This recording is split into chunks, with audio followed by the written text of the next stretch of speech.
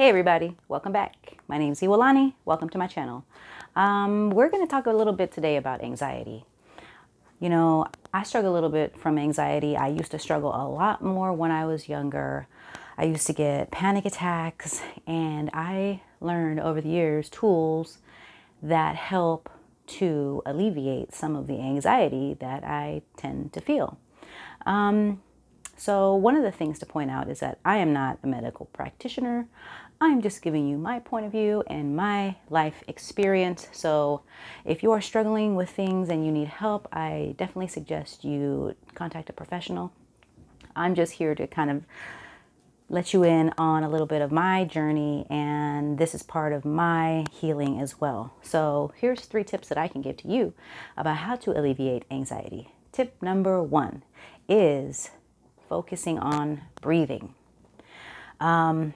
You know, breathing and your breath, your body, everything is affected when in a state of anxiety or in a state of panic.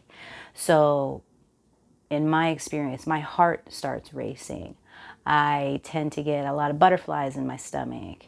I can feel physically in my hands get sweaty. I feel flushed in my face. And so in order to counteract those physical feelings is to, when they start to feel like they're going out of control, is to come back to the breath.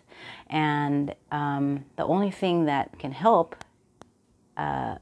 get you in the practice of breathing is breathing and doing it. So the easiest thing and tip I can give you is counting to a count of 4, counting to a count of 8, holding it for the same count and releasing it for the same amount, and getting into a rhythm and trying to focus on the numbers as you're doing it. So your brain is going away from that anxious thought and trying to focus back on the numbers and the breath. And as you're doing it, hopefully your physicality starts to calm, and that will in turn help alleviate some of the anxiety that you inwardly are starting to transmute out past that original anxious, tense feeling. The number 2 tip I can give you about alleviating anxiety is self-talk. Something that I learned when I was young doing martial arts was the power of self-talk and talking to yourself. Our mind is so powerful, and so powerful in the fact that it can go off on a tangent, and it can go off in the completely wrong direction and take you places that are really dark and scary.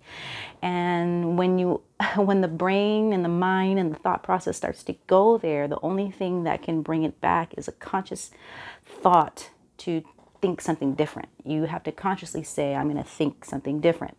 And that goes with self-talk, saying physically, I am okay. I am calm. I am safe. I am at ease. I am, and using those I am statements even as you're breathing can be really powerful. I know it sounds a little cheesy, and maybe you're like, I don't know if that's gonna work for me, because sometimes anxiety can be overwhelming and can really put you in a physical state where you feel like you can't get out of it. And so the 3rd tip I would say for helping alleviate anxiety is, if you do feel like you're at a state of you're not in control, is to ask for help. You know, there's a lot of shame.